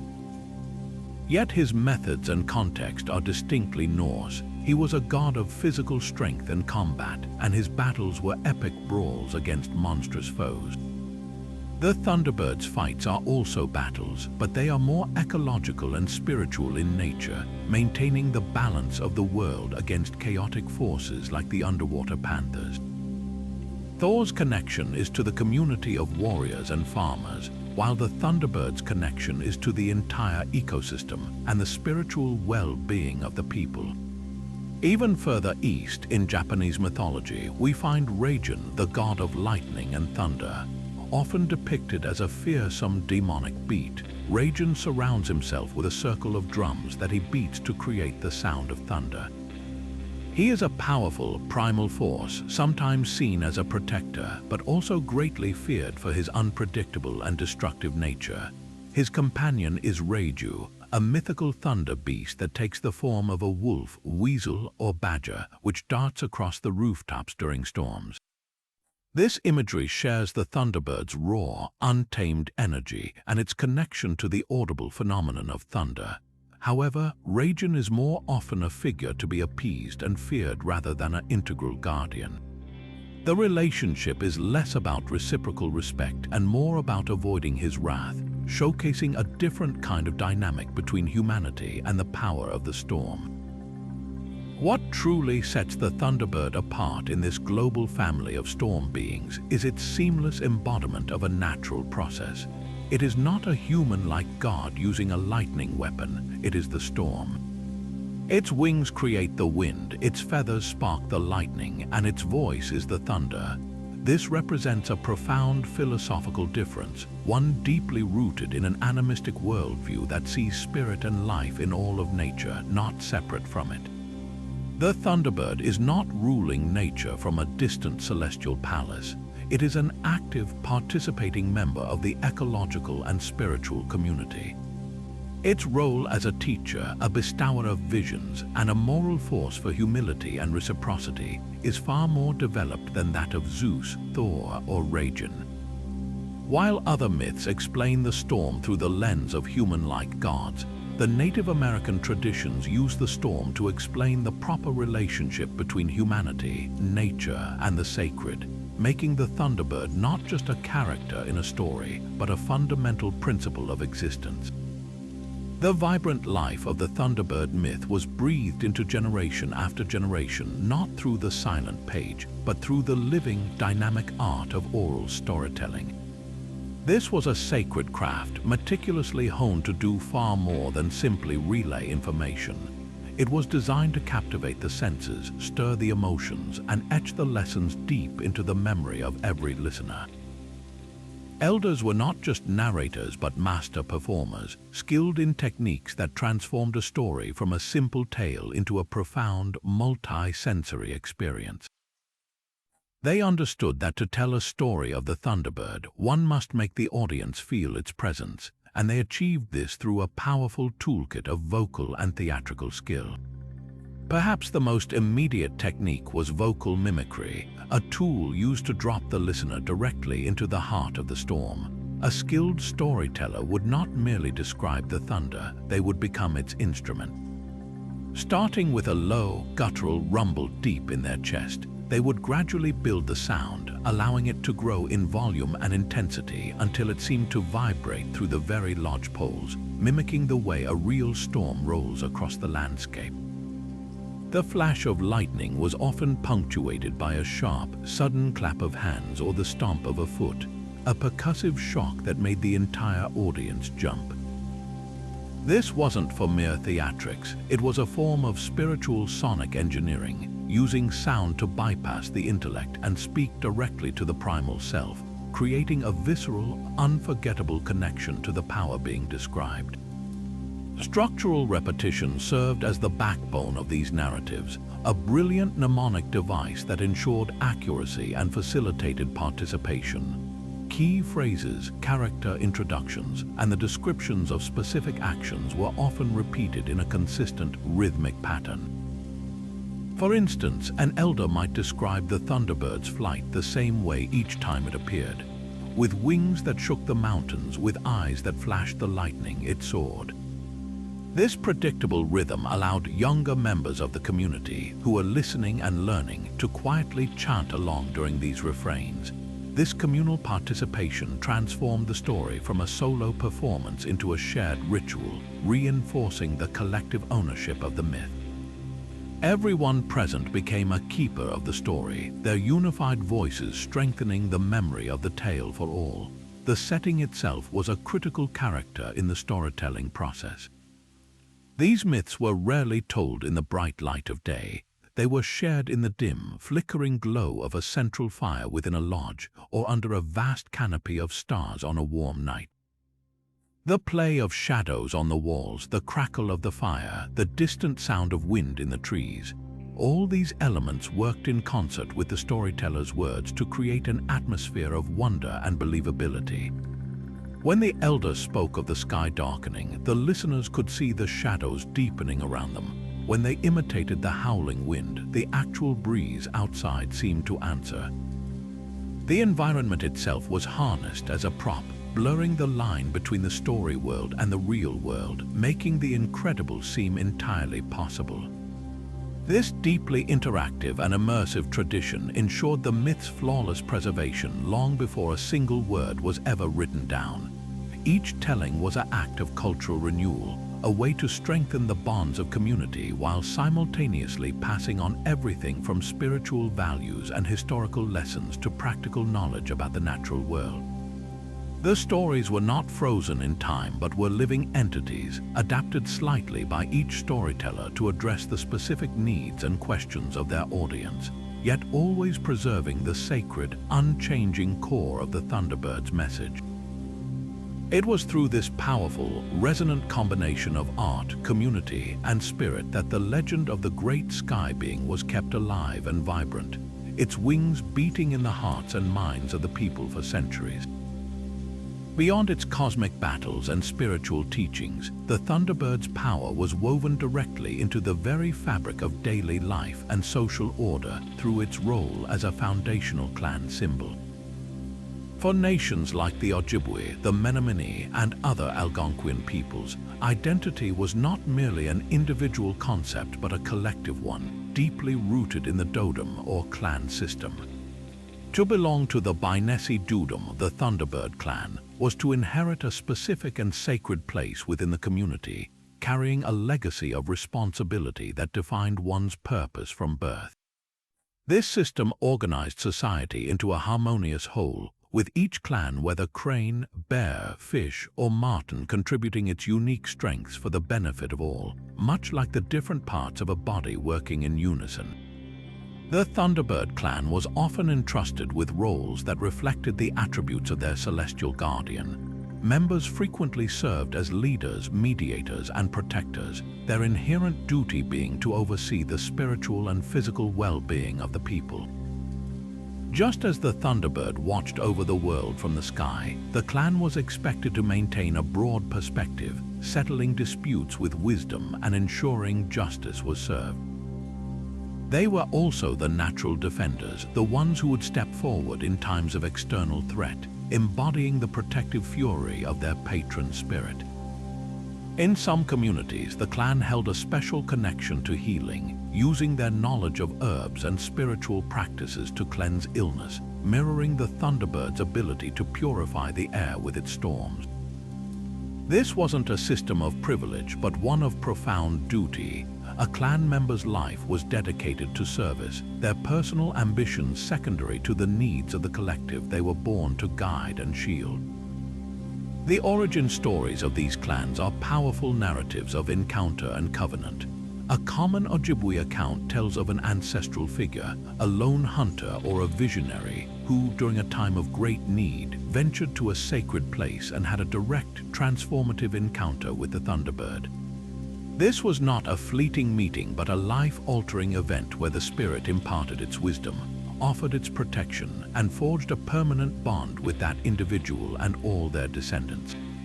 In return for this sacred adoption, the people pledged to honor the Thunderbird through their actions, to live with courage and integrity, and to uphold the specific roles granted to them. This story was not just a myth of the past, it was the living charter for the clan, recited and remembered to reinforce the unbroken connection between the people, their history, and the spirit world.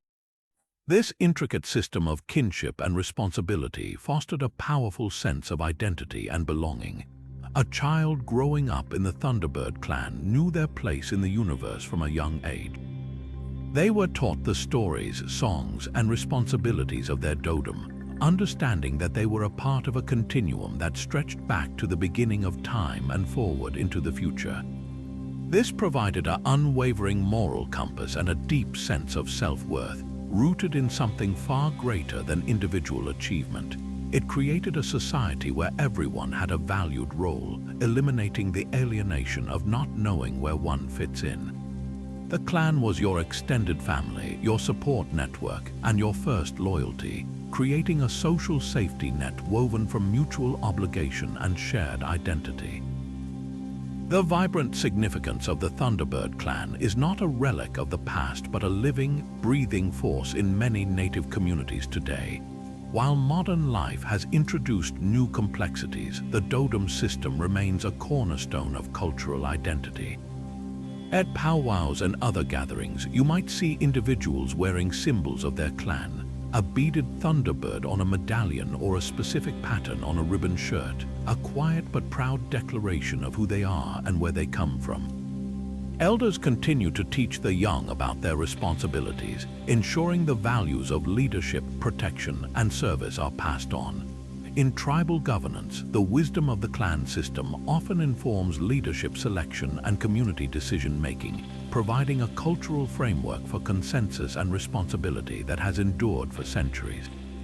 This ongoing vitality demonstrates that the Thunderbird is more than a legend. It is a living ancestor, a spiritual guide, and a perpetual source of strength that continues to structure and sustain Indigenous identity in the contemporary world. Throughout the centuries, the stories of the Thunderbird have not remained frozen in time, but have instead undergone a profound evolution, a dynamic process reflecting the resilience and adaptability of native cultures themselves. In the era before European contact, these narratives existed within a rich and self-contained oral tradition, deeply integrated into the specific ecological and spiritual landscape of each tribe. The myths were living entities passed down through generations with a core stability, but allowing for regional variations and the subtle refinements introduced by master storytellers.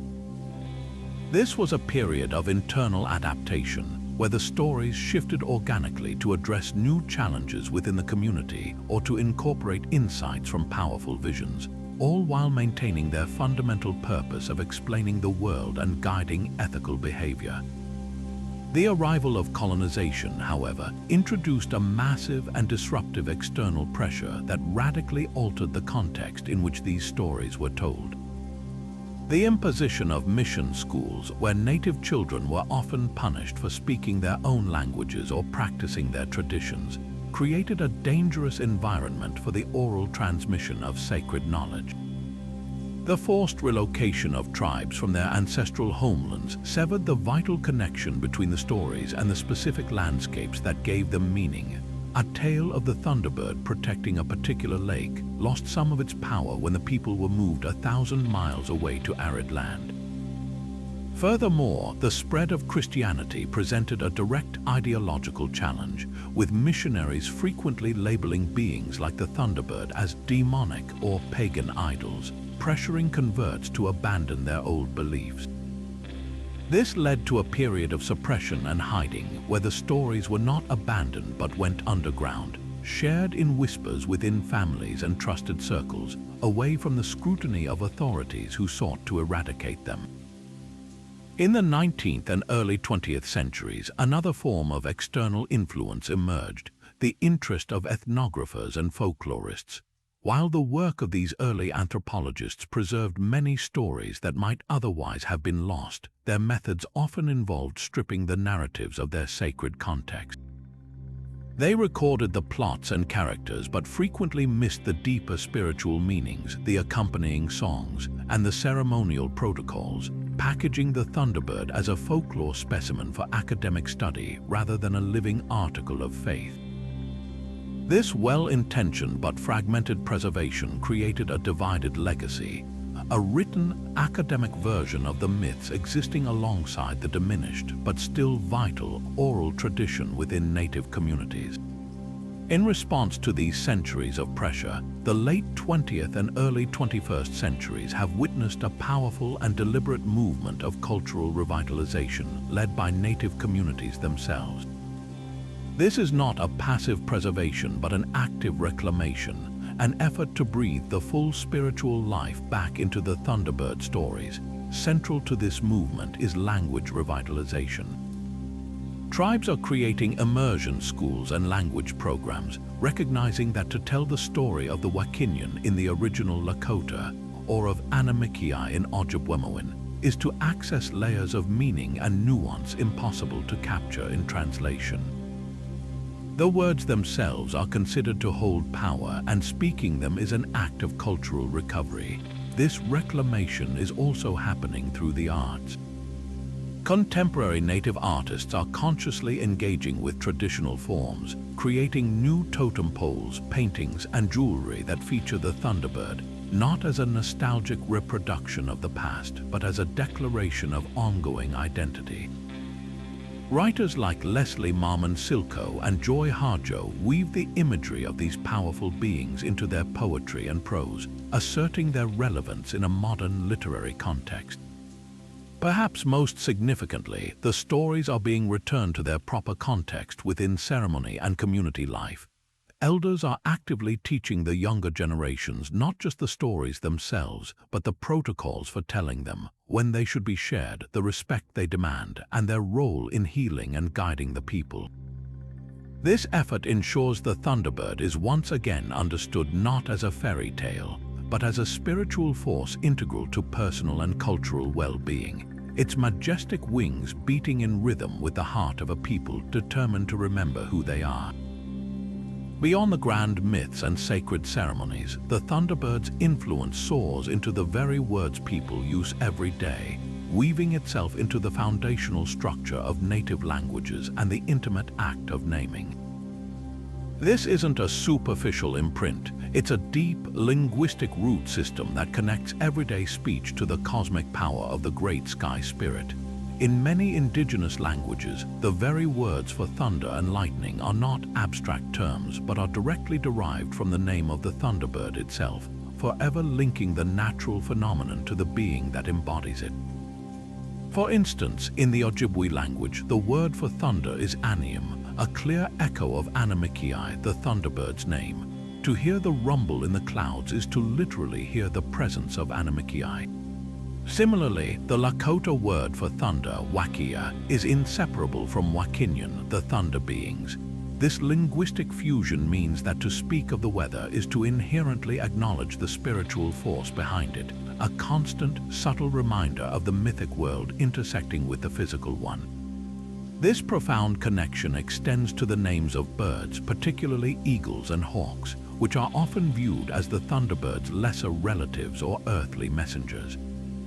Their names can carry a fraction of the same root word, bestowing upon these majestic birds a share of that reflected glory and sacred significance. This creates a rich taxonomy of the sky where language itself classifies creatures not just by biological family, but by their spiritual proximity to the ultimate power of the storm. It shapes how people see the world. A soaring eagle isn't just a bird of prey, but a living, breathing symbol, a tangible connection to the divine forces above, all encoded within the very word used to name it. The landscape itself is also named in the Thunderbird's honor, etching its story permanently into the geography. Across North America, numerous mountains, lakes, and rock formations bear names that tell of its legendary presence. A towering peak might be called Thunderbird Mountain or carry an ancient name in a native tongue that translates to where the Thunderbird perches.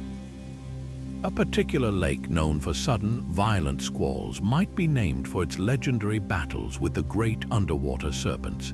These place names act as a spiritual map, a constant physical reminder that the myths did not happen in some far-off imaginary realm, but right here in this very valley on that specific cliff face.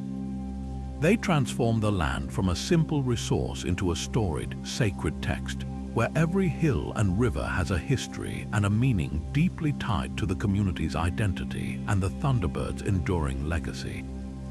This practice of naming extends to people, with the Thunderbird serving as a powerful source for personal and clan names, carrying aspirations of strength, protection, and spiritual connection.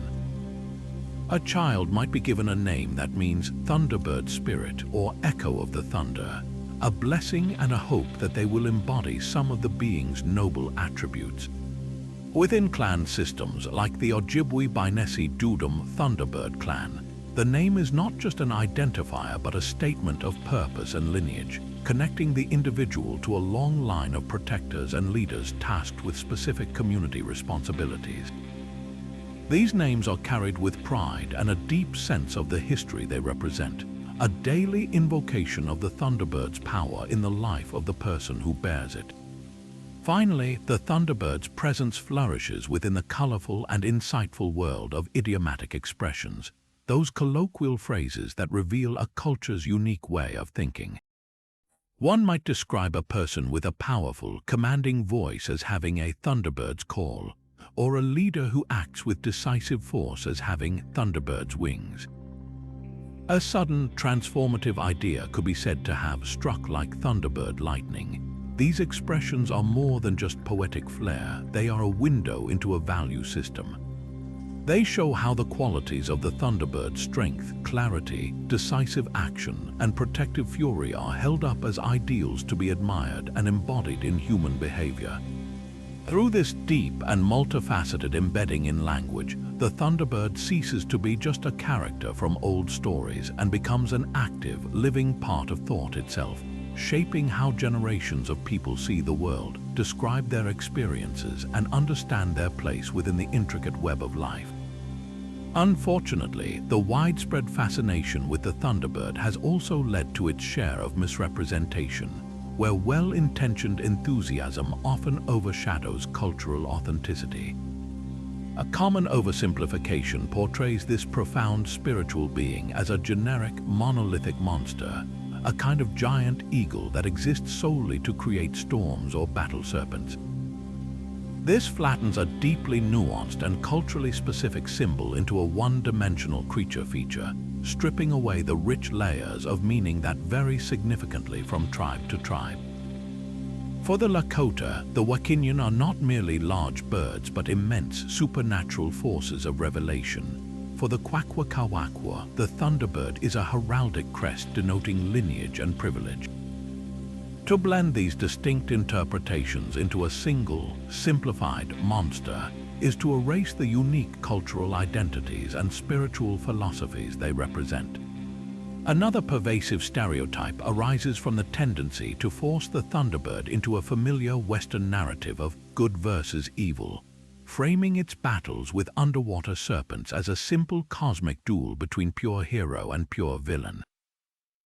This fundamentally misunderstands the indigenous concept of balance.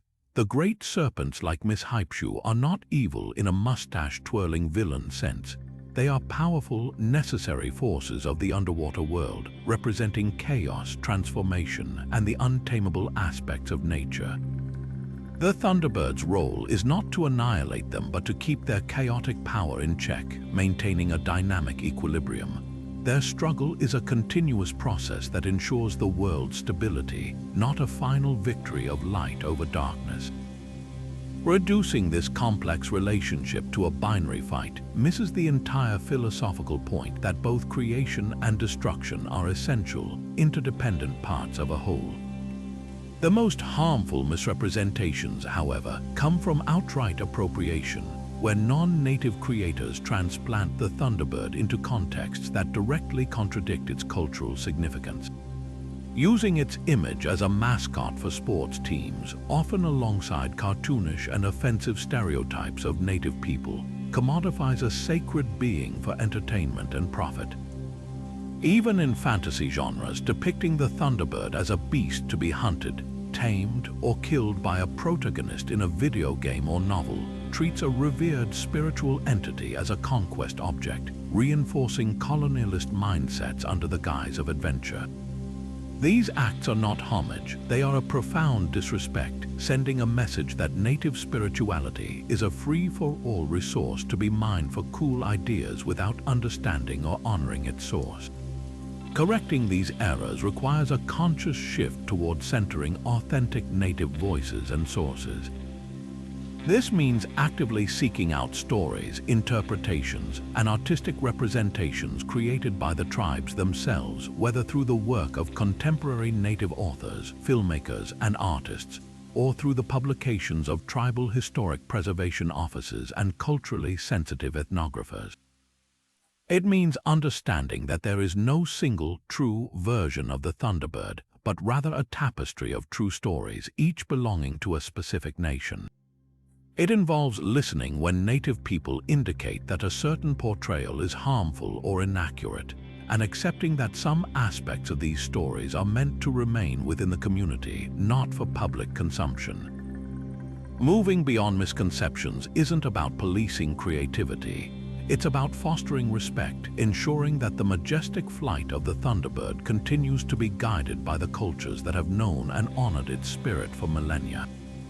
And so, the echo of those immense wings does not fade with the closing of an old story, but continues to resonate, a powerful symbol woven into the very soul of Native America. The Thunderbird's legacy is a profound and multifaceted one, enduring not as a relic but as a living testament to resilience, a timeless bridge connecting ancestral wisdom to the modern world. It stands as an eternal emblem of raw, untamable power, not the power of domination, but the power of responsibility, the kind that demands courage to face the storm and the humility to respect it. It is a universal symbol of protection, reminding us that true strength is measured by what and who we choose to shield, from the family and the community to the very land and water that sustain all life. And for Indigenous peoples, it remains a deep, unwavering source of cultural pride, a heraldic crest of identity that declares, "We are still here, and the stories of our ancestors continue to give us strength." The lessons carried on the Thunderbird storm winds are perhaps more vital now than ever before. In an era of profound ecological crisis, this being's mythology offers a radical blueprint for existence, one rooted in reciprocity and respect rather than extraction and exploitation. It teaches us that humanity is not separate from nature, but a single thread within a vast, interconnected web. The Thunderbird's dual role as both creator and destroyer illustrates the essential balance of the natural world, reminding us that the forces which bring life-giving rain can also bring corrective fury when that balance is disregarded. This is not a myth of fear, but one of profound connection, urging us to listen to the world around us, to offer thanks for its gifts, and to act as stewards rather than conquerors. Furthermore, its stories challenge us to extend that same respect to the diverse cultures that have nurtured these understandings for millennia, to recognize that there are entire universes of knowledge and perspective different from our own, each with invaluable insights to offer. This journey through the legends of the Thunderbird is merely one doorway into a continent rich with indigenous narratives, each one a window into a unique worldview. The call to action, then, is not to let this curiosity end here. We must actively seek out and lift up the voices of native storytellers, the authors, filmmakers, artists, and elders who are the rightful keepers and innovators of these traditions. Read the works of authors like Louise Erdrich and Stephen Graham Jones, who weave traditional knowledge into contemporary fiction. Support native-owned museums and cultural centers, or follow Indigenous activists and educators on social media. Most importantly, be a conscious consumer of these stories. Approach them with a mindset of learning and respect, not entitlement. Understand that these are not fairy tales for the taking, but sacred and cultural patrimony. By choosing to explore with humility and to support native communities directly, we do more than just enjoy a good story. We participate in an act of cultural preservation and affirmation, ensuring that the mighty beat of those legendary wings will continue to be heard for generations.